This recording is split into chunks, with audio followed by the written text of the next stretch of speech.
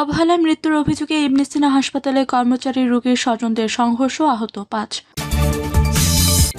জানাবো পিআর ও জুলাই সনদের বিরোধিতায় ভারত আওয়ামী লীগের এজেন্ডা, বলছে জামায়াত। এদিকে গণপরিষদ আদায়ে সমমনাদের একজোট করবে এনসিপি। জানাবো পাল্টা কৌশলে তৎপর হচ্ছে বিএনপি। এদিকে আওয়ামী লীগ ছাড়াও অন্তর্ভুক্তিমূলক নির্বাচন সম্ভব প্রমাণ ডাকসু, বললেন ফোয়াদ। এবং সর্বশেষ জানাবো ৩১ দলের মধ্যে ২৬টি পিআর এর পক্ষে, বললেন তাহের। শুনছিলেন সংবাদ শিরোনাম, এবারে বিস্তারিত। অবহেলায় মৃত্যুর অভিযোগে ইবনে সিনা হাসপাতালে কর্মচারী রোগীর স্বজনদের সংঘর্ষ, আহত ৫। সিলেটে ইবনে সিনা হাসপাতালের ১২ দিন আইসিইউতে থাকার পর এক রোগীর মৃত্যুকে কেন্দ্র করে স্বজন ও হাসপাতাল কর্মচারীদের মধ্যে সংঘর্ষের ঘটনা ঘটেছে। মঙ্গলবার রাতে 10:45টার দিকে ঘটনা ঘটে। পরে পুলিশ ঘটনাস্থলে পৌঁছে পরিস্থিতি নিয়ন্ত্রণে আনে। এই ঘটনায় রোগীর ৫ স্বজন আহত হয়েছে। তাদেরকে Sylhet MAG Usmani medical college হাসপাতালে ভর্তি করা হয়েছে। হাসপাতাল ও পুলিশ সূত্রে জানা যায়, গত ৪ সেপ্টেম্বর দিবাগত রাতে সিলেট বিমানবন্দর সড়কে একটি ট্রাক ও দুটি মোটরসাইকেলের ত্রিমুখী সংঘর্ষে গুরুতর আহত হন গোপালগঞ্জ উপজেলার মুকাম টিলার তানিম আহমেদ। গুরুতর আহত অবস্থায় প্রথমে তাকে Sylhet MAG Usmani medical college হাসপাতালে ভর্তি করা হয়। পরে সেখান থেকে উন্নত চিকিৎসার জন্য নগরীর সোবহানী ঘাটের ইবনে সিনা হাসপাতালের আইসিইউতে ভর্তি করা হয়। মঙ্গলবার রাত ৯টার দিকে চিকিৎসাধীন অবস্থায় আইসিইউতে তার মৃত্যু হয়। জানা যায়, তানিমের মৃত্যুতে চিকিৎসা অবহেলার অভিযোগ এনে প্রথমে হাসপাতালে ভাঙচুর শুরু করে তার স্বজন ও বন্ধুরা। তাৎক্ষণিক হাসপাতালে কর্মচারীরা সংঘবদ্ধ হয়ে তাদের উপর পাল্টা হামলা চালালে সংঘর্ষ শুরু হয়। প্রায় আধা ঘন্টা দুপক্ষের সংঘর্ষ হয়। এতে ওই এলাকায় আতঙ্ক ছড়িয়ে পড়ে। খবর পেয়ে পুলিশ ঘটনাস্থলে পৌঁছে পরিস্থিতি নিয়ন্ত্রণে আনে। বুধবার সকালে সিলেট মেট্রোপলিটন পুলিশের অতিরিক্ত উপ কমিশনার মোহাম্মদ সাইফুল ইসলাম বলেন, দুই পক্ষের সংঘর্ষের পর পুলিশ ঘটনাস্থলে পৌঁছে পরিস্থিতি নিয়ন্ত্রণে আনে। সংঘর্ষের ঘটনায় রোগীর স্বজনদের মধ্যে আহত ৫ জনকে চিকিৎসার জন্য ওসমানী মেডিকেল কলেজ হাসপাতালে পাঠানো হয়েছে। পিআর ও জুলাই সনদের বিরোধিতায় ভারত আওয়ামী লীগের এজেন্ডা, বলছে জামায়াত। দৈনিক ইনকিলাবে প্রকাশিত ভারতীয় এজেন্ডা নিয়ে মাঠে জামায়াত শিরোনামের প্রতিবেদনকে উদ্দেশ্য প্রণোদিত ভিত্তিহীন আখ্যা দিয়ে তীব্র প্রতিবাদ জানিয়েছে বাংলাদেশ জামায়াত ইসলামী। দলের দাবি, আসলে পিআর পদ্ধতি ও জুলাই সনদের বিরোধিতায় ভারত ও আওয়ামী লীগের এজেন্ডার অংশ, যা জনগণকে বিভ্রান্ত করার অপচেষ্টা ছাড়া কিছু নয়। গণমাধ্যমে পাঠানো এক বিবৃতিতে জামায়াত ইসলামীর সহকারী সেক্রেটারি জেনারেল এবং কেন্দ্রীয় প্রচার ও মিডিয়া বিভাগের প্রধান অ্যাডভোকেট এহসানুল মাহবুব জুবায়ের এসব কথা বলেন। অ্যাডভোকেট জুবায়ের বলেন, দৈনিক ইনকিলাবের প্রথম পাতায় প্রকাশিত প্রতিবেদনটি বানোয়াট ও অসত্য। তিনি অভিযোগ করেন, ডক্টর জাহিদুর রহমান পানি ঘোলা করে জনগণকে বিভ্রান্ত করার ষড়যন্ত্রে লিপ্ত হয়েছেন। পিআর ও জুলাই সনদকে ভারতীয় এজেন্ডা আখ্যা দিয়ে তিনি আসলে আওয়ামী লীগ ও ভারতের স্বার্থই রক্ষা করছেন। তিনি দাবি করেন, পিআর বা প্রপোর্শনাল রিপ্রেজেন্টেশন পদ্ধতি হল আধুনিক বিশ্বের স্বীকৃত গণতান্ত্রিক ব্যবস্থা। বর্তমানে প্রায় ৯১টি দেশে এটি কার্যকর রয়েছে। বাংলাদেশের বুদ্ধিজীবী, সাংবাদিক, আলেম ওলামা, রাজনৈতিক নেতা এবং ছাত্র সমাজের বৃহৎ অংশ এই ব্যবস্থাকে সমর্থন করছে। অথচ একটি স্বার্থান্বেষী মহল বিভ্রান্তমূলক তথ্য ছড়িয়ে ব্যবস্থার বিরুদ্ধে প্রচারণা চালাচ্ছে, যাতে সংসদ ভারসাম্যপূর্ণ না হয় এবং গণতন্ত্র মজবুত ভিত্তি না পায়। জামায়াতের মতে, জুলাই সনদ শুধু একটি রাজনৈতিক প্রস্তাব নয়, বরং দেশের গণতান্ত্রিক পুনর্গঠন ও জনগণের অধিকার প্রতিষ্ঠার রূপরেখা। এ নিয়ে বিভ্রান্তি ছড়ানো ভারত আওয়ামী লীগের কৌশলের অংশ বলে দাবি করা হয় বিবৃতিতে। বর্তমানে জামায়াত সহ ২৫টি রাজনৈতিক দল পিআর পদ্ধতিতে নির্বাচনের দাবি তুলেছে। তাদের মতে, এতে সংসদে সব মতাদর্শের প্রতিফলন ঘটবে এবং একটি টেকসই জাতীয় সংসদ গড়ে উঠবে।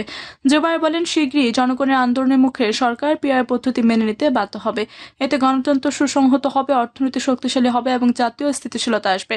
জামায়াতের দাবি, যে মহল পিআর পদ্ধতি ও জুলাই সনদের বিরোধিতা করছে, তারাই আসলে ভারত ও আওয়ামী লীগের প্রকৃত এজেন্ডা বাস্তবায়ন করছে। এ কারণে জনগণকে বিভ্রান্ত না করে গণতন্ত্র শক্তিশালী করতে সংবাদ মাধ্যমকে ইতিবাচক ভূমিকা রাখার আহ্বান জানানো হয়েছে। গণপরিষদ আদায়ে সমমনাদের একজোট করবে এনসিপি। জুলাই সনদের আইনি ভিত্তি ও বাস্তবায়ন পদ্ধতি নিয়ে দুই গ্রুপে বিভক্ত হয়ে পড়েছে দেশের রাজনৈতিক দলগুলো। বিএনপি চায় নির্বাচনের পর নির্বাচিত সংসদ সদস্যদের ভোটে জুলাই সনদের বাস্তবায়ন। অন্যদিকে যেসব রাজনৈতিক দল নির্বাচনের আগেই সনদের আইনি ভিত্তি চায়, তাদের মধ্যে রয়েছে সমন্বয়ের অভাব। সমন্বয়হীন এই দলগুলোকে একটি নির্দিষ্ট প্ল্যাটফর্মে একজোট করার জন্য কাজ করছে জাতীয় নাগরিক পার্টি। জুলাই সনদের আইনি ভিত্তি নিশ্চিতে আসন্ন ত্রয়োদশ জাতীয় সংসদ নির্বাচনকে গণপরিষদ নির্বাচনের আদলে আয়োজনের প্রস্তাব করেছে দলটি। জাতীয় ঐক্যমত কমিশন বিভিন্ন রাজনৈতিক দলের সঙ্গে দফায় দফায় আলোচনা করলেও সনদ বাস্তবায়নের পদ্ধতি নিয়ে এখনও মতৈক্য পৌঁছাতে পারেনি। জুলাই সনদ বাস্তবায়ন নিয়ে রাজনৈতিক দলগুলো দুটি ভাগে বিভক্ত হয়ে পড়েছে। এক পক্ষে বিএনপি, যারা নির্বাচনে পরে নির্বাচিত প্রতিনিধিদের মাধ্যমে সংসদে জুলাই সনদের বাস্তবায়ন চায়, অন্য পক্ষ এনসিপি, গণ অধিকার, জামায়াত সহ কয়েকটি রাজনৈতিক দল নির্বাচনের আগেই সনদ বাস্তবায়ন চায়। তবে আগে বাস্তবায়ন চাওয়াদের মধ্যে বাস্তবায়ন পদ্ধতি নিয়ে আলাদা আলাদা অবস্থান রয়েছে। এ পক্ষের কেউ গণপরিষদ, কেউ সংবিধান সংস্কার সভা, আবার কেউ চায় গণভোট। জুলাই সনদ বাস্তবায়নে কোনো ছাড় দিতে রাজি নয় জাতীয় নাগরিক পার্টি। প্রয়োজনে সমমনা দলগুলোকে সঙ্গে নিয়ে রাজপথে কর্মসূচি দেওয়ার পরিকল্পনা রয়েছে দলটি। এনসিপির সিনিয়র যুগ্ম আহ্বায়ক আরিফুল ইসলাম আদি বাংলাদেশ প্রতিদিনকে বলেন, বিএনপি জুলাই সনদকে শুধু একটি রাজনৈতিক সমঝোতা হিসেবে রাখতে চায়, যা পুরনো কাঠামো, সংবিধান ও আইন পরিবর্তন করবে না। অন্যদিকে এনসিপি সনদের স্থায়িত্ব ও সাংবিধানিক ভিত্তির জন্য আগামী নির্বাচনকে গণপরিষদ নির্বাচন হিসেবে দেখতে চায়। আমরা আশা করি বিএনপি তার রাজনৈতিক অবস্থান থেকে সরে এসে অন্য দলগুলোর সঙ্গে আলোচনা করে একটি সমাধানের পথ খুঁজবে। তিনি বলেন, সমমনা দলগুলোর সঙ্গে আমাদের আলোচনা চলছে। আশা করছি আলোচনা টেবিলেই সমাধান মিলবে। যদি না মেলে তবে সমমনাদের সঙ্গে নিয়ে আন্দোলন গড়ে তোলার বিষয়টি বিবেচনা করব। অনেক দল এরই মধ্যে আলাদা আলাদা দাবি সহ জুলাই সনদের আইনি ভিত্তি নির্মাণের জন্য কর্মসূচি দিয়েছে। এনসিপি জুলাই সনদের আইনি ভিত্তি রচনায় গণপরিষদ নির্বাচনের দাবিতে আপাতত সারা দেশে উঠান বৈঠক কর্মসূচি চালাচ্ছে।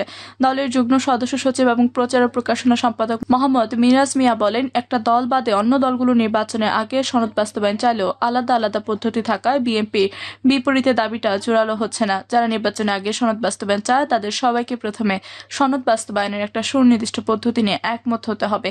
তিনি বলেন, সব দল যখন একটা পদ্ধতিতে একমত হবে তখন বিএনপির উপর প্রেশার ক্রিয়েট করা সম্ভব হবে। তখন পক্ষ হবে দুটা, নির্দিষ্ট দুটা পক্ষ হলে সনদ বাস্তবায়ন সম্ভব হবে। পাল্টা কৌশলে তৎপর হচ্ছে বিএনপি। জুলাই জাতীয় সনদ বাস্তবায়ন ও পিআর নিয়ে জামায়াত সহ ইসলামী কয়েকটি দলের কর্মসূচি ঘোষণার পর পাল্টা কৌশল নিয়ে তৎপর হচ্ছে বিএনপি। আগামী ফেব্রুয়ারিতে জাতীয় নির্বাচন হচ্ছে এমনটি ধরে সারা দেশে ভোটের আবহ সৃষ্টি করতে চাইছে দলটি। দলের সম্ভাব্য প্রার্থীদের ইতিমধ্যে জনগণের পাশে থেকে তাদের কল্যাণে কাজ করার জন্য নির্দেশনা দেওয়া হয়েছে। জনগণকে নির্বাচনমুখী করতে মানুষের ঘরে ঘরে যাওয়ার চিন্তা ভাবনা করছেন নেতারা। এ কাজে পুরুষের পাশাপাশি ব্যাপক পরিসরে দলের নারী নেতাকর্মীদেরও সম্পৃক্ত করা হবে। একই সঙ্গে বিএনপির সমমনা দলগুলো যাতে অন্য কোনো জোটের ফাঁদে পা না দেয় সেদিকেও নজর রাখার নির্দেশনা দেওয়া হয়েছে নেতাদের। অন্যদিকে জাতীয় নির্বাচনের সংখ্যানুপাতিক প্রতিনিধিত্ব পদ্ধতির ভোট সহ 5 দফা দাবিতে জামায়াত ইসলামী সহ কয়েকটি রাজনৈতিক দলের যুগপৎ আন্দোলনের কর্মসূচির জবাবে বিএনপি রাজপথেই দেবে বলে জানিয়েছে দলের স্থায়ী কমিটির সদস্য সালাউদ্দিন আহমেদ। গতকাল দুপুরে গুলশানে নিজের বাসায় সাংবাদিকদের সঙ্গে আলাপকালে এক প্রশ্নের জবাবে তিনি বলেন, যে কোনো রাজনৈতিক দল তার গণতান্ত্রিক অধিকার হিসেবে তাদের রাজনৈতিক বক্তব্য নিয়ে মাঠে যেতে পারে, রাজপথে যেতে পারে, জনগণের সামনে যেতে পারে। আমরা সেটার বিপক্ষে। আমাদের যে বক্তব্য আমরাও সেটা মাঠে দেব, জনগণের সামনে দেব। মাঠের জবাব আমরা মাঠেই দেব। জনগণ যেটা গ্রহণ করবে সেটা দেখা যাবে। পিআর পদ্ধতি নিয়ে বিএনপির অবস্থান আবার পুনর্ব্যক্ত করে সালাউদ্দিন বলেন, আমরা পিআর পদ্ধতির বিপক্ষে উচ্চ নিম্নকক্ষ সর্বত্র। কারণ আমরা বলেছি যাদের রাজনৈতিক এজেন্ডা আছে পিআর পদ্ধতি প্রতিষ্ঠার জন্য তারা তাদের নির্বাচনী ইশতেহারে সেই বিষয়টা উল্লেখ করে জনগণের কাছে যাক। জনগণের ম্যান্ডেট যদি তারা প্রাপ্ত হয় তাহলে তারা তাদের সেই রাজনৈতিক আদর্শ বা কৌশল তখন তারা প্রণয়ন করতে পারবে, আইন প্রণয়ন করতে পারবে। আওয়ামী লীগ ছাড়াও অন্তর্ভুক্তিমূলক নির্বাচন সম্ভব, প্রমাণ ডাকসু, বললেন ফুয়াদ।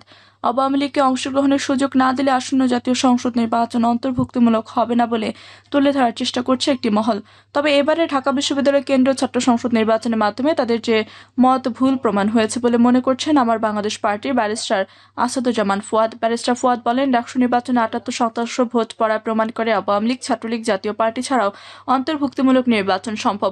24 জুলাই আগস্টে গণঅভ্যুত্থানের মাধ্যমে পতিত আওয়ামী লীগ আবারও দেশের রাজনীতিতে ফিরতে পারবে কিনা এমন প্রশ্নের জবাবে তিনি বলেন, আওয়ামী লীগ ফিরে আসবে না যদি আমরা সবাই ঐক্যবদ্ধ থাকতে পারি, যদি আমরা সংকল্প নেই যে আমরা গণ অভ্যুত্থানের স্পিরিটকে ধরে রাখবো। 31 দলের মধ্যে 26টি পিআরের পক্ষে, বললেন তাহের। জামায়াতে ইসলামী নায়েবে আমির সৈয়দ আব্দুল্লাহ মোহাম্মদ তাহের বলেছেন, ঐকমত্য কমিশনের বৈঠকে 31টির মধ্যে 26টি দল পিআরের পক্ষে। এর মধ্যে কিছু দল শুধু উচ্চ কক্ষে, জামায়াত সহ কিছু দল উভয় কক্ষে পিআর চায়। সাংবাদিকদের তিনি জানান, আগামী জাতীয় নির্বাচন ও বর্তমান রাজনৈতিক পরিস্থিতি নিয়ে আলোচনা হয়েছে ইউরোপিয়ান পার্লামেন্টের প্রতিনিধিদের সাথে।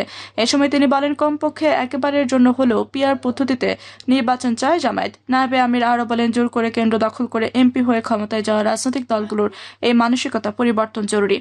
প্রিয় দর্শক, এই ছিল এখনকার মতো সর্বশেষ সংবাদ। আপনি সব সংবাদ পেতে চ্যানেলটি সাবস্ক্রাইব করে পাশে থেকে বেল বাটনটি ক্লিক করে রাখুন। ধন্যবাদ সবাইকে এতক্ষণ সাথে থাকার জন্য।